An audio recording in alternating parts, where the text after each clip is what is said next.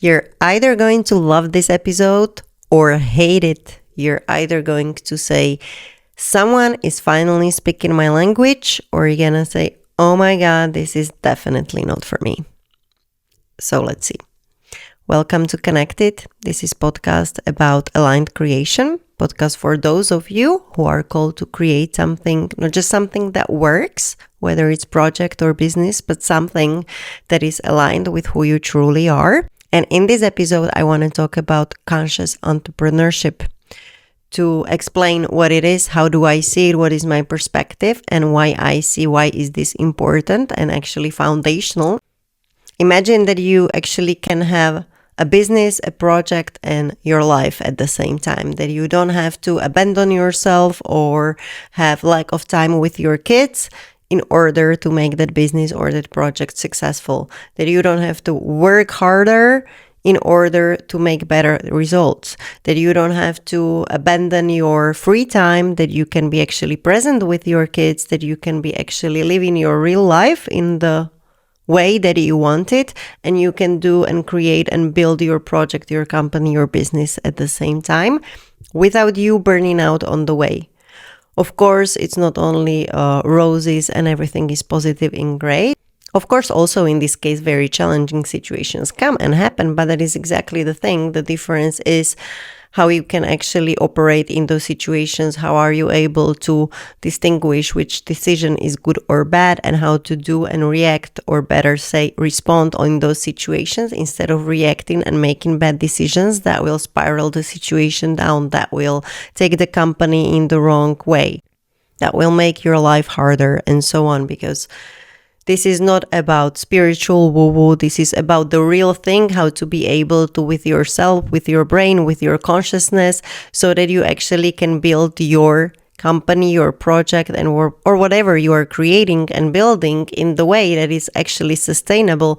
Not only the company, because many people focus on building the project, building the company. And I know, including myself, I used to do that. But what happens there, that very often we lose ourselves in the process completely, and then the end destination is simply burnout. But what you actually want is to have it sustainable, not only the company, but also your life, so that you actually can live what you really want. And when you achieve your goals and make that successful, that you can actually also feel happy about it. Because I know many people, they are achieving the goals, they are hitting the money goals and all those success goals that they gave themselves, but they feel the same misery as they felt before. It doesn't change, it's actually just amplified.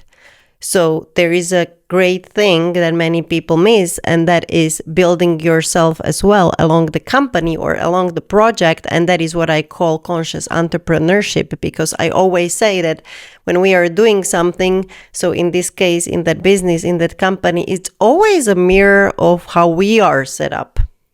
And it's also my personal experience. So I am talking now from my personal experience. I started my first business when I was 20. I was still at the university. I did many companies, led many projects, did many mistakes and many fuck-ups. And all those mistakes were not made from lack of knowledge or education, or that I would lack strategy. I was actually a master in all of that. All those mistakes were made because I was operating out of fear. I was people pleasing and so on. So becoming the person who can actually build it and hold it is equally important than building the company. Because as soon as you make the wrong decisions, you create the wrong results, right? So what is conscious entrepreneurship from my perspective? It is being the person who is aware of what is happening, not only in the company, but what is happening and from what state am I operating from what state am I leading from? Am I now reacting or responding? Am I acting from fear? Am I making the right decision, the wrong decision? And I'm making the decision from fear or from worry or from self-leadership? Which place is it? Or am I people-pleasing? Because those decisions are not minor, or those factors are not minor. I personally made the biggest mistakes from those. You can even listen to that in the other episode where I talk about the biggest mistakes in the business, because I was trying to please the other side. I was worried what they would be saying. I was operating out of the state of fear, and it was so heavy. It was so strong that it totally overrode me. And then I created a decision that wasn't right. But the decision did cost me not only a lot of time, energy, but a lot of money. And that's no fun anymore. So we are talking about the practicalities here. Those are the things that have realistic, practical impact. And it is about knowing how to work with your nervous system, how to work with your beliefs, how to catch yourself when something like that is running, because many of those limiting beliefs, they're just having a good time in your subconscious mind. So this is the part. I'm going to talk about neuroscience, about the brain. This is not spiritual. This is the biology of a human being and how we are set up. So those beliefs that you are having, beliefs are not facts. I said it in other episodes as well. But they are running the show. And it's very possible that they are not actually yours. You were conditioned to them from your family, from the school, from the system, and so on. So somehow you now think that you're not good enough, that you are this and that and that and that. And then you are having fear of being seen, fear of being wrong, fear of, I don't know what, everything. So it creates a realistic impact in your life. And the first step there is just to catch yourself and have the awareness of it. Then you are not able to move the needle forward, because you can be then stuck in the situations where you are thinking, why am I hitting the same money ceiling? Why am I stuck at one place? Why is this happening? And you're looking for more education, more content, more strategies, changing the strategies, implementing other things, changing the offers. You keep trying all the things that maybe other people that are teaching that or mentoring that even taught you because it works for them, but it doesn't work because it was not the case. You need to change something internally in order to make the result. So conscious entrepreneurship is really something that is coming from within. So, of course, there are practicalities. You need the masculine part. By that, I mean you need the part of the company where you have the real strategy, where you have systems set up, where you have funnels, where you have platforms, that everything is running for the type of business that you are having. Of course, you need that.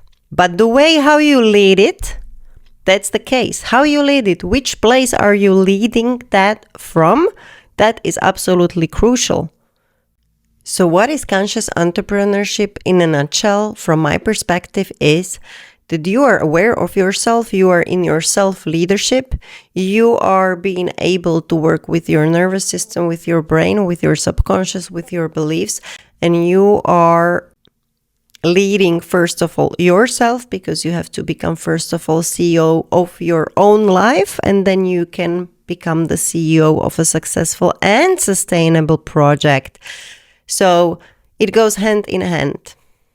And of course, when you're operating from that state, it's very likely that you attract exactly those people to work with, the opportunities, the collaborations, the people into the team that you work with, and so on.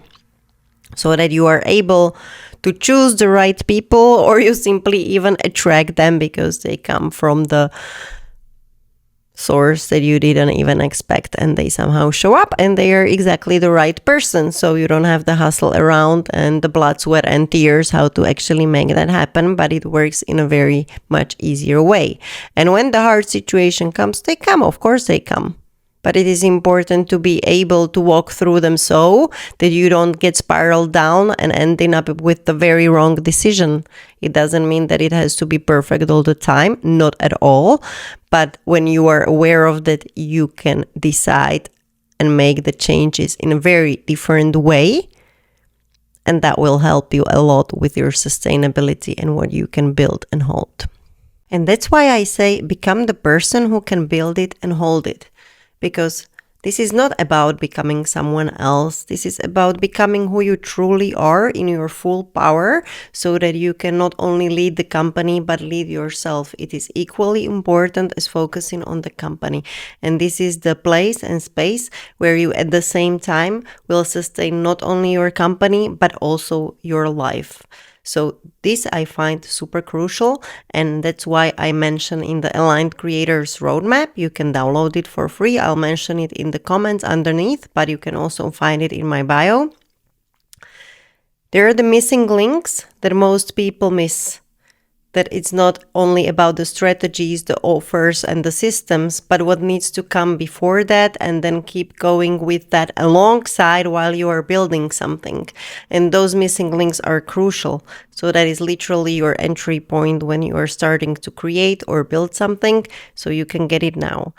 And if this resonated with you, then make sure that you follow and subscribe, because there is a lot more coming. I will be creating episodes that will go into the practicalities of the daily life, how to make it happen, because it may sometimes sound like very much about psychology or neuroscience and so on, but actually it's not a rocket science, in your daily life. It's about habits, choices, decision, and so on. And the way how you can start implementing it is not a rocket science. And that is what we are here for. So make sure you follow so you don't miss that, and subscribe. Thank you for being here, and I will see you in the next episode.